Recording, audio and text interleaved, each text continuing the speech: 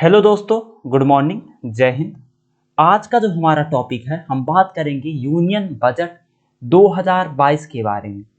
कल के दिन यानी 1 फरवरी के दिन श्रीमती निर्मला सीतारमण जी के द्वारा आम बजट संसद में पेश किया गया और ये करंट का टॉपिक है। यहाँ से एग्जाम में क्वेश्चन आने की भरपूर चांसेस है। तो सबसे पहला क्वेश्चन, वित्त मंत्री जिनके द्वारा आम बजट 2022-23 पेश किया गया, निर्मला सीतारमण, अश्विनी चौबे, किरण रिजिजू या प्रहलाद पटेल।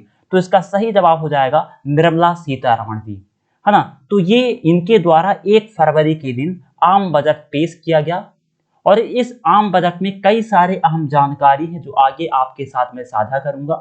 बाकी अदर ऑप्शन की बात करें तो किरण रिजिजू, जो कि वर्तमान में न्याय और कानून मंत्री हैं, कहां से आते हैं? ये अरुणाचल प्रदेश से आते हैं। प्रहलाद जोशी वर्तमान में राज्य मंत्री हैं और ये मध्य प्रदेश के दमोह से आते हैं। अश्विनी चौबे जी ये भी राज्य मंत्री हैं, खाद्य संस्करण उद्योग का अतिरिक्त प्रभार इनको दिया गया है। सेकंड क्वेश्चन है, कटे और पॉलिश हीरे रत्नों पर कस्टम ड्यूटी घटाकर कितना कर दिया गया है? 5%, 6%, 7% या 9%। तो अभी हाल ही में श्रीमती निर्मला सीतारमण जी के द्वारा ये बात कही गई, जो कटे फटे जो हीरे होते हैं, रत्न होते हैं, उसमें कस्टम ड्यूटी को घटा करके 5% कर दिया जाएगा। हीरे की बात करें तो मध्य प्रदेश में सबसे ज्यादा हीरा होता है ऑल ओवर इंडिया में, और हीरो में जो उनकी तराशी की जाती है, जो उनका कारखाना है, वो गुजरात में सूरत में अवस्थित है। तो दोनों चीजें अपने आप में अलग अलग हो जाती हैं। हीरो में सबसे ज्यादा उत्पादन 90% अकेले मध्य प्रदेश करता है, जबकि सूरत में कारखाना स्थापित किया गया हीरे के संस्करण के लिए। अगला क्वेश्चन, स्टार्टअप के लिए टैक्स कितना % छूट कर दिया है, या कहें कब तक के लिए इसे बढ़ा दिया गया है? स्टार्टअप के लिए टैक्स छूट कब तक के लिए बढ़ा दिया गया है? 31 मार्च 2022, 31 मार्च 2024, 31 मार्च 2025 या 31 मार्च 2023। तो ये जो है वो 31 मार्च 2023 तक के लिए इसको बढ़ा दिया गया है। स्टार्टअप की बात करें तो स्टार्टअप जो इंडिया है उसकी शुरुआत की गई थी नरेंद्र मोदी जी के द्वारा 2016 में।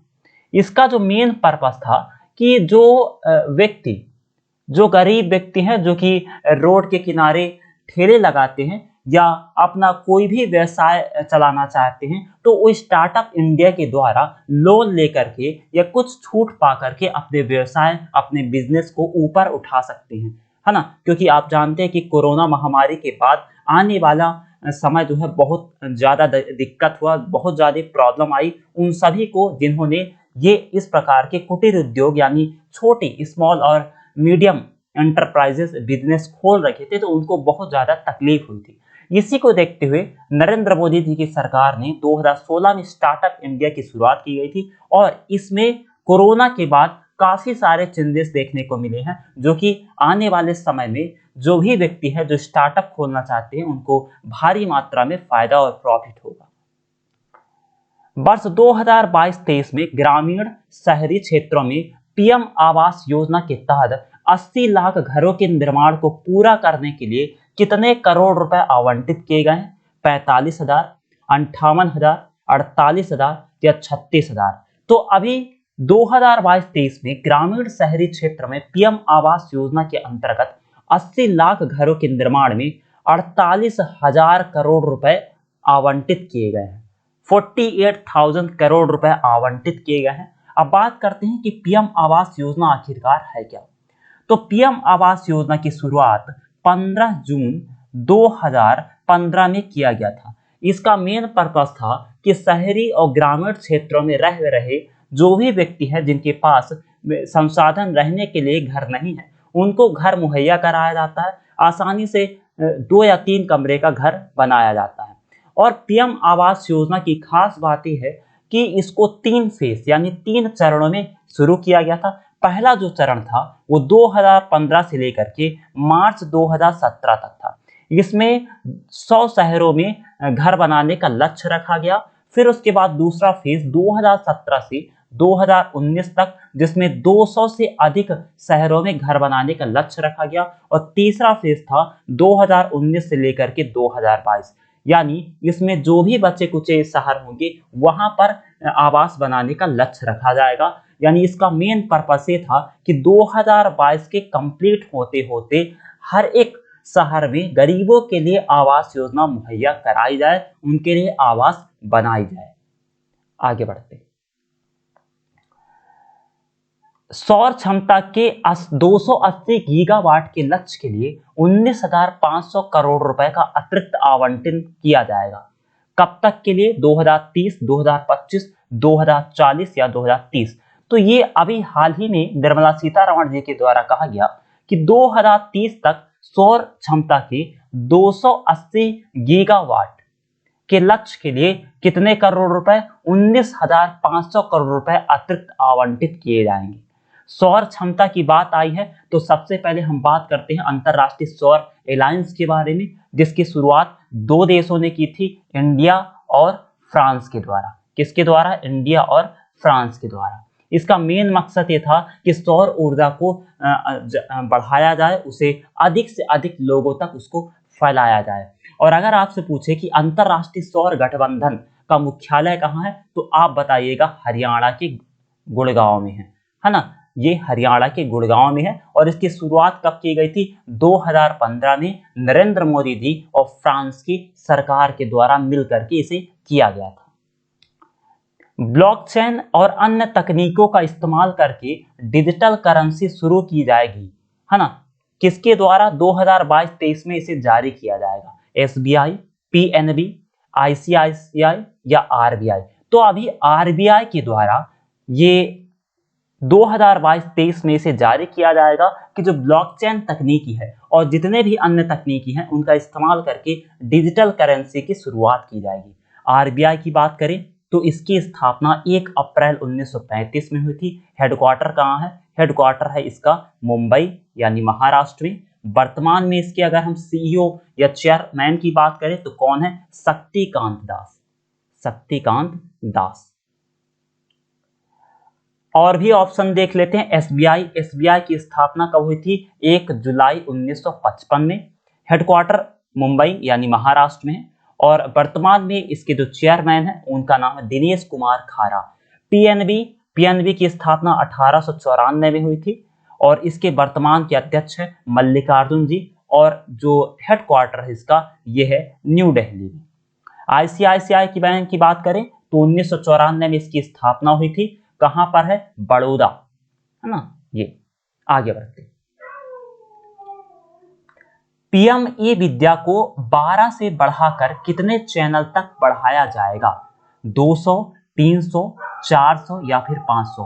तो अभी वित्त मंत्री निर्मला सीतारमण जी के द्वारा एक आदेश जारी किया गया बजट के द्वारा कि जो पीएम ई विद्या है उसको 12 से बढ़ा करके 200 चैनल तक किया जाएगा। आप जानते हैं कि कोरोना के कारण ज्यादातर स्कूल बंद थे और जिनके कारण बच्चों की पढ़ाई पर इसका ज्यादा इम्पैक्ट पड़ा है। इसी को देखते हुए पीएम ई विद्या के द्वारा 200 चैनल लगाए जाएंगे जिसके द्वारा बच्चे जो भी हैं 1 क्लास से लेकर के 12th क्लास तक सभी को आसानी से एजुकेशन मुहैया कराया जा सके। एमएसएमई को 2 लाख करोड़ रुपए की अतिरिक्त मदद दी जाएगी, है ना। 3 करोड़, 3 लाख करोड़, 4 लाख करोड़, 2 लाख करोड़ या 3 लाख करोड़। तो अभी एमएसएमई को 2 लाख करोड़ रुपए अतिरिक्त मदद की जाएगी। एमएसएमई की बात करें तो micro small and medium enterprises है। इसका मतलब ये होता है कि जो छोटे कुटीर उद्योग होते हैं उनको प्रोत्साहन दिया जाता है। और एक और इसके बारे में फैक्ट याद रखिएगा कि भारत के जीडीपी का लगभग 30% हिस्सा एमएसएमई से ही आता है। ये वर्तमान में भारत का सबसे बड़ा रोजगार संग्रहालय है जिसका फुल फॉर्म होता है micro small and medium enterprises. अगला क्वेश्चन, आपातकालीन क्रेडिट लाइन गारंटी योजना को मार्च कब तक के लिए बढ़ा दिया गया है? 2022, 2023, 2025 या 2052? तो आपातकालीन क्रेडिट लाइन गारंटी योजना को मार्च 2023 तक के लिए बढ़ा दिया गया है। ये कहा गया है वित्त मंत्री श्रीमती निर्मला सीतारमण जी के द्वारा। फिल इन द ब्लैंक्स के किनारे 5 किलोमीटर चौड़े गलियारों में किसानों की जमीन पर फोकस के साथ पूरे देश में रासायनिक युक्त मुक्त प्राकृतिक खेतों को बढ़ावा दिया जाएगा। किस नदी के किनारे? गंगा नदी, यमुना नदी, कावेरी नदी या झेलम नदी। तो ये गंगा नदी के किनारे ये काम किया जाएगा, है ना। और 5 किलोमीटर चौड़े गलियारों में किसानों की जमीन पर फोकस के साथ पूरे देश में रासायनिक मुक्त प्राकृतिक खेती को बढ़ावा दिया जाएगा। ये अपने आप में एक अच्छी पहल है ना। तो कहाँ किया जाएगा? गंगा नदी में। गंगा नदी की बात करें तो गंगोत्री से निकलती है, ठीक है। और कितने किलोमीटर है? 2510 किलोमीटर है। यमुना नदी की बात करें तो यमुनोत्री से निकलती है, ठीक है। और टोटल लेंथ की बात करें तो टोटल लेंथ है 1375 किलोमीटर। कावेरी महाबलेश्वर महाराष्ट्र से निकलती है, टोटल लेंथ की बात करें तो 1400 किलोमीटर। झेलम 725 किलोमीटर, है ना, पीर पंजाल श्रेणी से निकलती है। आगे बढ़ते हैं। वित्त मंत्री ने कहा है कि छोटे और लघु उद्योगों को फिल इन द ब्लैंक्स रुपए की मदद की जाएगी। कितने रुपए? 2 लाख करोड़, 4 लाख करोड़, 3 लाख करोड़ या 5 लाख करोड़। तो ये वित्त मंत्री के द्वारा ऐलान किया गया है कि 2 लाख करोड़ रुपए, है ना, आवंटित किए जाएंगे, उनकी मदद की जाएगी जो छोटे और लघु उद्योग खोले हैं, ठीक है। पीएम आवास योजना के तहत कितने लाख घर बनाए जाएंगे? इसके लिए वित्त वर्ष 2022-23 में 48,000 करोड़ रुपए आवंटित किए जाएंगे। तो 85, 72, 80 या फिर 96। तो पीएम आवास योजना के तहत 2022-23 में 48,000 करोड़ रुपए की लागत से 80 लाख घर बनाए जाएंगे। कितने लाख घर बनाए जाएंगे? 80 लाख। ये इंपॉर्टेंट क्वेश्चन समझ सकता है, आप याद रखिएगा, है ना। 80 लाख घर बनाए जाएंगे। अगले 100 साल के लिए ढांचागत विकास की रूपरेखा पर काम किया जा रहा है। एक साल में फिल इन द ब्लैंक्स 1000 किलोमीटर हाईवे बनेगा। कितना बनेगा? 25, 28, 35 या फिर 45। तो अगले 100 साल के लिए ये ढांचा तैयार किया जाएगा, भारत का बैकग्राउंड तैयार किया जाएगा और इसके लिए 25,000 किलोमीटर प्रति साल यानी पर ईयर ये हाईवे का निर्माण किया जाएगा, है ना। इंपॉर्टेंट क्वेश्चन है, याद रखिएगा। 25,000 किलोमीटर। नई पीढ़ी की वंदे भारत ट्रेनें अगले 3 वर्षों में कितनी चलाई जाएंगी? 500, 700, 400 या फिर 900। तो 400 वंदे मातरम ट्रेन चलाई जाएंगी जो भी आने वाली नई पीढ़ी के अंतर्गत, है ना। ये याद रखिएगा, 400 वंदे मातरम ट्रेन चलाई जाएगी। गेहूं और धान की खरीद के लिए कितने लाख करोड़ रुपए एमएसपी दिया जाएगा? 2.37, 2.25, 4.25 या 2.53। तो गेहूं और धान के लिए 2.37 लाख करोड़ रुपए एमएसपी दिया जाएगा। ये अपने आप में एक इंपॉर्टेंट क्वेश्चन है ना। गेहूं की बात करें तो गेहूं के उत्पादन में सबसे टॉप पर उत्तर प्रदेश, पंजाब और हरियाणा है। धान के उत्पादन में पश्चिम बंगाल पहले पायदान पर है। आजादी के कितने साल पूरे होने पर वर्ष 2047 में देश की आबादी शहरों में निवास करेगी? इसके लिए जरूरी क्षमता विस्तार में राज्यों को मदद मिलेगी। 200, 300, 100 या फिर 500। तो इसका सही आंसर हो जाएगा 100 साल, है ना। हमारा देश कब आजाद हुआ था? 15 अगस्त, है ना, 1947 को। और इसके 100 साल बाद यानी 2047 तक ये कहा जाएगा कि देश की ज्यादातर आबादी जो होगी वो शहरों में निवास करेगी। इसके लिए जरूरी क्षमता विस्तार में राज्यों को मदद की जाएगी, जो भी राज्य होंगे उनकी भरपूर मात्रा में मदद की जाएगी। अगला क्वेश्चन, दिए गए विकल्पों में गलत को छांटिए। 2022-23 के लिए 7.5 लाख करोड़ पूंजीगत खर्च करेंगे। सॉवरेन ग्रीन बॉन्ड लाने का प्रस्ताव रखा जाएगा। 2022-23 के लिए कॉम्पैक्स में 35.4% की बढ़ोतरी होगी। आईटी रिटर्न को अपडेट करने के लिए टैक्स पेयर्स को मौका मिला। जुर्माना भरकर 2 साल पिछला आईटी रिटर्न अपडेट कर सकेंगे। कोऑपरेटिव सर्चर्स 12% से घटाकर 7% किया जाएगा। हाईवे विस्तार पर 20,000 करोड़ रुपए का खर्च किया जाएगा और वित्त वर्ष 2022-23 में 10 नए रोपवे का ऑर्डर किया जाएगा। तो इसका सही आंसर हो जाएगा डी ऑप्शन यहाँ पर गलत है, क्योंकि यहाँ पर 10 रुपए नहीं है। कितने रुपए की बात हो रही? 8 रुपए बनाए जाएंगे, है ना। तो D is the right answer. दिए गए विकल्पों में गलत को छांटिए। कटे और पॉलिश हीरो रत्नों पर कस्टम ड्यूटी, जो हीरे व रत्नों हैं उन पर कस्टम ड्यूटी को घटाकर 5% कर दिया जाएगा। केंद्रीय बजट में 2022-23 के लिए 10 लाख करोड़ रुपए के पूंजीगत व्यय का प्रावधान किया जाएगा। वर्चुअल डिजिटल एसेट के ट्रांसफर से होने वाली किसी भी आय पर 30% दर से टैक्स लगाया जाएगा। 2022-23 में यह व्यय जीडीपी का 2.9% होगा। तो इसका सही जवाब हो जाएगा B is the right answer. 10 lakh crore यहाँ पर नहीं यूज किया गया, बाकी तीनों ऑप्शन बिल्कुल सही है। तो हमने यहाँ पर बात की है, सारे क्वेश्चन हमने सॉल्व कर लिए हैं। अब बात करते हैं कि जो आम बजट पेश किया गया श्रीमती निर्मला सीतारमण जी के द्वारा 1 फरवरी 2022 के दिन, उसमें कौन कौन सी वस्तुएं सस्ती हुई या आपके फायदे के लिए बात हो रही है।